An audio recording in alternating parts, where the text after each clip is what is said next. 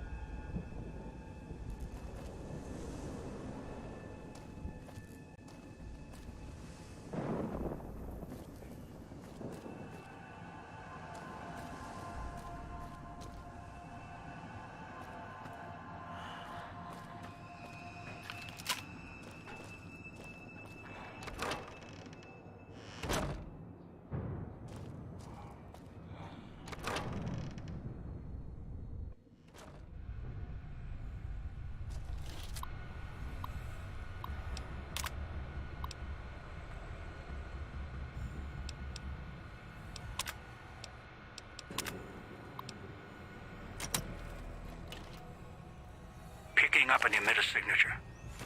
Watch for security holograms. Dangerous. Don't shoot them. Attacking them is useless.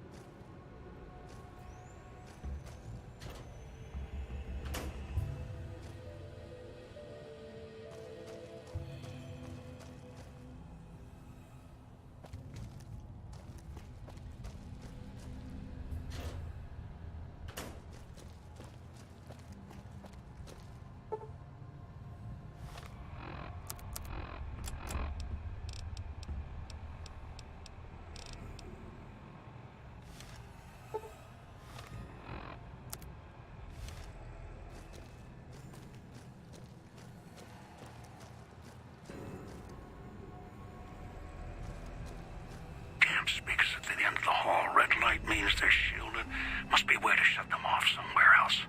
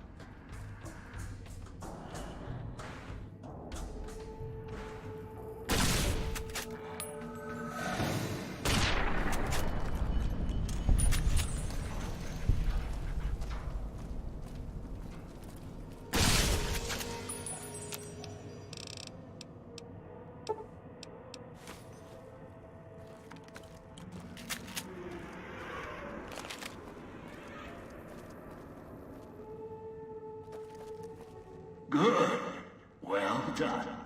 Now for the festivities, and your parts in all this. The owner of the Sierra Madre, for whatever reason, keyed the grand opening to the gala event itself. It needs to be fired off in order for the casino doors to open. As I've discovered, one person can't do it.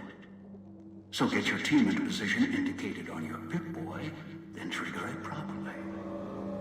You're so close now, don't let me down. Otherwise, I'll have to rely on the next team. I've unlocked the west and east gates to Puesta del Sol and Salida del Sol. Now that you've survived the villa, I need to get to my position. You don't need me to hold your hand anymore. I'll keep monitoring you via the transceivers through the villa. If I need to offer guidance, I will. A display of lights, fireworks, music in the streets. A pre-war festival to mark the casino's opening. The bomb struck first. It is of no consequence, only firing the event is. Get the three in position, then travel to your position in Salida del Sol and trigger the gala. After that, the real work begins. Perhaps you think this is a simple robbery, a cheap casino heist. No, this is a heist of the centuries. We're not plundering Sierra Madre. We're plundering history, taking from the old world itself. It won't let its secrets go easily, not without a fight. I wouldn't expect anything less. I'd suggest taking the FEV reject to his position first. Although you may need his brutality and strength elsewhere at first. As easy as the villa was to navigate, the outlying areas of the villa are far more dangerous, thicker with the ghost people, traps, and toxins. Use your team as I use you. Listen to your caller. Watch where you step. You're no use to me dead.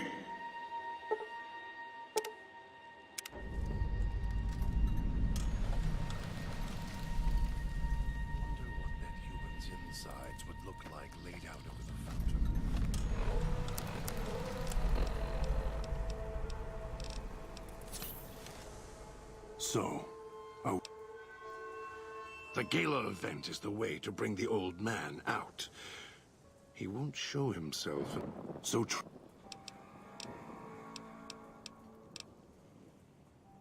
Dog might know more.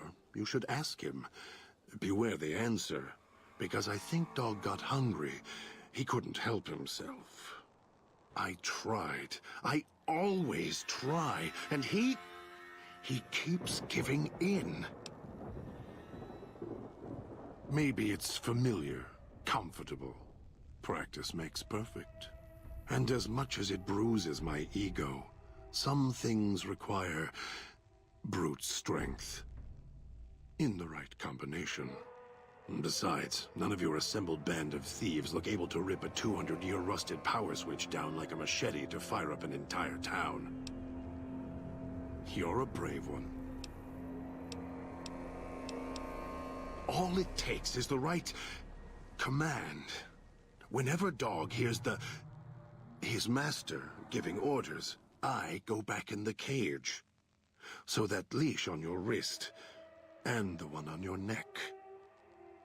I won't truly be free to express myself until every trace of that voice is destroyed. Still, if you ever want to speak to me, bark my audio log at him. The one in the police station. That'll call me out. Dog is afraid of me as long as the Master isn't around. The Master, Elijah, reminds Dog of someone from long ago. His leader, commander, commanders. The Master was a strong personality. Personalities as well. Dog is slavish, was conditioned to serve the Master until death. The old man, Elijah, Merely came along and opened that door in Dog's mind.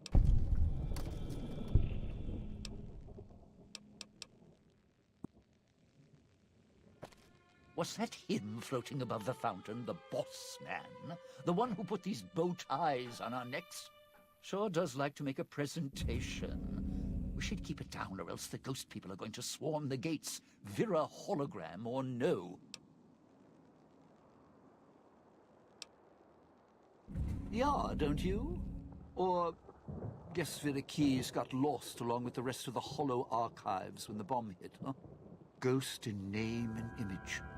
Still a looker, though. Got to hand it to Sinclair. Sure can pick him. Well, or get picked.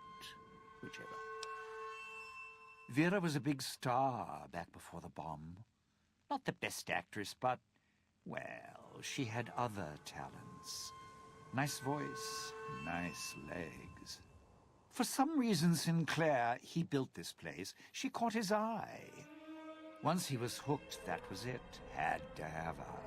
So made the introductions, and guess what? He builds this place for her like some kind of Cleopatra obsession. Wasn't always a death trap. Of course! What? Some kind of surprise to you that I knew people once? Used to have my name in lights, all right? Knew a dozen Veras, or whatever her name was. Vera Keys. Figured I could pay Sinclair back, introduce the two. Guy was a slouch in the dame department, had to pick up the slack somehow. Supposed to be the grand opening of the Sierra Madre. Lots of lights, music, the works. And he's going to use the gala event to open the casino? But that's interesting. Yeah. Maybe the drain in power. That'll cause the security systems to shut down enough to let us in. But getting back out? No, the place will close up tighter than an opening at the Fronds. Or Danny Parker's sphincter when he has to tip a doorman. Right, look. So, not everything about the villa was the pinnacle of bright ideas. In order to pull off the gala, old Sinclair had to get creative. The Sierra Madre announcement, for example. Not just for the casino, not at all. The gala's tied to the casino, draws on its power. Might cause it to reset itself, open the doors for a bit like it was supposed to. Well, Vera's beautiful voice doesn't run on casino power, exactly. Her broadcast is tied into the emergency broadcast signal for the Sierra Madre. You know, in case of attack. Well, guess what? The night of the gala event, the emergency signal went out all right. But because the broadcast had been hooked up to the gala event, instead of an emergency signal, you get Vera's voice on the radio. Great, huh? Yeah, the Sierra Madre's last song. One only a few people are ever going to hear. A little sad, but what can you do? No, looks like a rooftop in Puesta del Sol. In better days, nice view. Now, it's the last place anyone wants to stand when this event goes off. That place during spring, summer and fall, a little bit in winter, is a prime resort spot for ghost people. Not the best of neighborhoods. If we're going there, I'm not going alone. And if you have any bright ideas about telling me to stroll over there, or leave me there, no thanks. Partner, I'm not sure this guy's operating with a full deck. My bet? Process of elimination, lowest common denominator.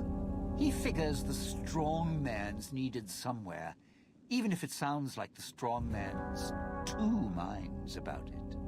Plus, I'm guessing wherever old doggy boy's needed doesn't need smarts. I hope not. Or we're royally jonesed. Christine, that her name? Nice name. I mean, you can't see it on posters, but never mind. I don't know. She might need to hold some place where speaking isn't important. Like stage tech? Lighting? Got me. And me?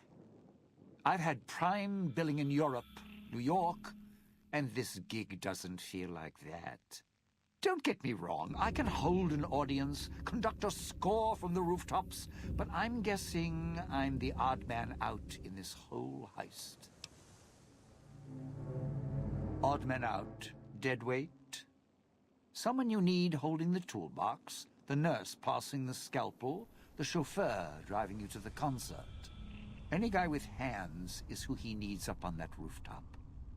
Guess he thinks I don't rate looking like I do. Poor him. It's your time, and if you want to spend it chatting, not much I can do about it. Tourists, you bet. They don't stay long, and they don't stay alive long. If they survive the cloud, the ghost people, the traps, then greed takes over, and they start sizing each other up for funeral suits. Sure, first they figure they can get out, escape. Then they start thinking it over, start thinking about how they can have it all. They start weighing the odds, taking risks, and then taking each other out. Bomb collars are not. Although, it's odd. The bomb collars weren't linked before like they are now. Guess someone learned what the problem was. Dead. Either got killed by one of the villa's attractions, locals, or the beautiful weather. Can tell you right now, they didn't stick close to each other, and when they did, they let down their guard at the wrong moment. Some left signposts to others trying to help them out. Just led to them getting killed by someone a little more greedy than they were.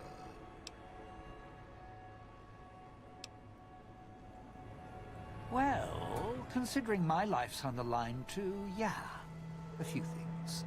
First off, keep everyone together. Keep checking behind you. Make sure your partners are following. Don't let them wander. Also, don't go running crazy everywhere. Almost every inch of this town is lethal. So if you're not sure, take it real slow. And speaking of slow, don't go shouting or attracting attention. Go quiet. The ghost people find you, it's over. Alive's a tricky word. The locals, the ghost people, not sure it applies to them. They're a little uncivilized. They don't talk much, as in at all.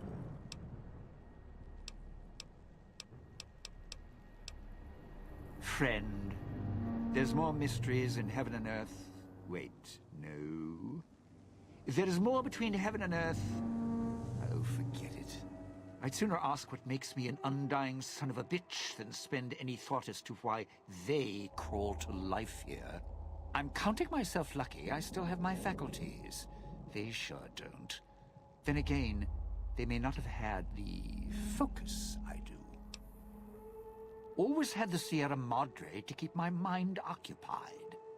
Most folks, they don't have the same drive, the same need. Not worth my time. Pretty much ghost people before the bomb, now ghost people after. Tried talking to them, bribing them, leaving food, nothing. In the years since, they haven't changed their approach, but I sure have. They catch you, they drag you into the cloud, and you're not coming back out. After that, having your necktie go off would be mercy. My advice? Stay out of their way. They don't die easy. You shoot them, they get back up. You stab them, they get back up. That's why I have explosives all over this place. Unless you blow them up, chop them up, disintegrate them. The ghost people don't go down. Not enough bullets in the town to spend on them. So unless you're a real good shot, save one for yourself right before they catch you. Well, you seem like you know how to handle yourself. All right. Once I fired a lucky shot, hit a gas tank one was holding, blew his arm off at the shoulder, and he didn't get back up after that. So if you're that good, don't aim for the head, aim for their bombs. And if you can wait until his buddies are close by, even better. Whatever we do, don't rile them up. Normally there's only a few, maybe a pack. There's more out there, a lot more. If they find out someone's trespassing, it'd be shaking a hornet's nest. Don't want to think how many of them could fill these streets. It's your time, and if you want to spend it...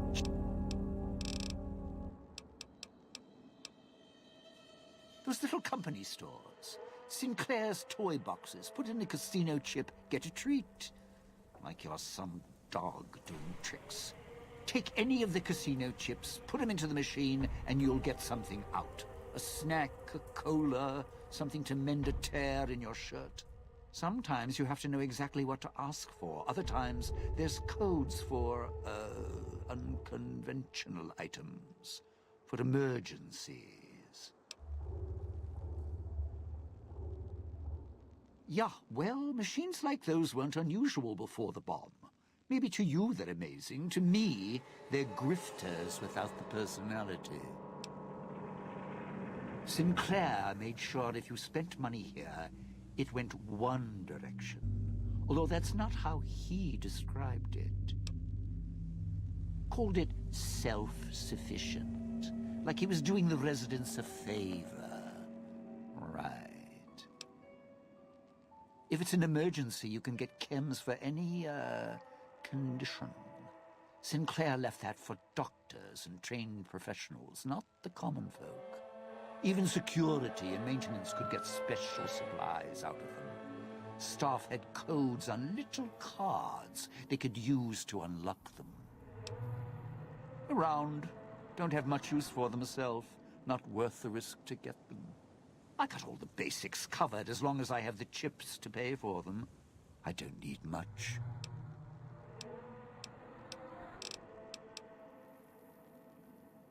Why? Survival. I still needed to leave the residential area to scrounge up supplies, and I don't like taking chances. The villa's dangerous. So I left weapons and stims in case I got in a tight spot. Of course, you show up putting your mitts on everything. I suppose this qualifies as an emergency, so I'm not complaining. Much. I still need to eat. At least I think I do. The villa provides, even if it's not as glamorous as the Cantina Madrid. Once I, well, realized what you could scrounge up around here, I had a lot of time to experiment. Not the best chef, but, well, here's the mix, if you can stomach it. I call it a Sierra Madre Martini. Scrape some cloud residue off the walls, mash it in a tin can with some junk food from the machines, then hold your nose and down it. There's electric hot plates around if you can't find a campfire to mix it at. Also, there's other recipes you can do with the cloud residue, although it might take a hardier survivalist than me to brew them. I stick to martinis.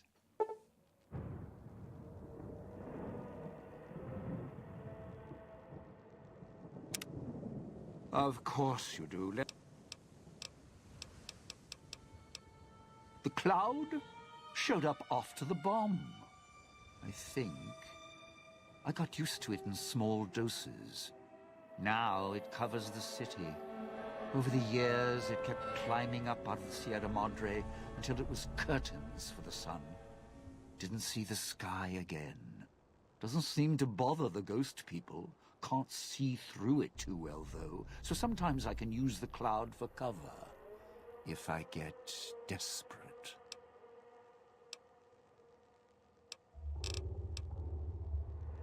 Residential area, clinic, police station. Should keep away from the police station. It's a ghost people hangout. Salida del Sol, Puesta del Sol are East Town, West Town. Sunrise and sunset. Or were when the streets and sky weren't covered with toxic gas. Ghost people don't come into the villa much. West Town and East Town, though, they're thick with the cloud and ghost people. Like hunting grounds.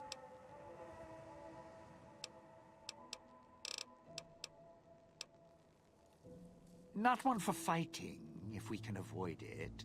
Still, wasn't bad at the pistol range. And over the years, I've learned how to handle a knife. And explosives, a bit. A bit. Made a lot of mistakes along the way. Still have my fingers, though.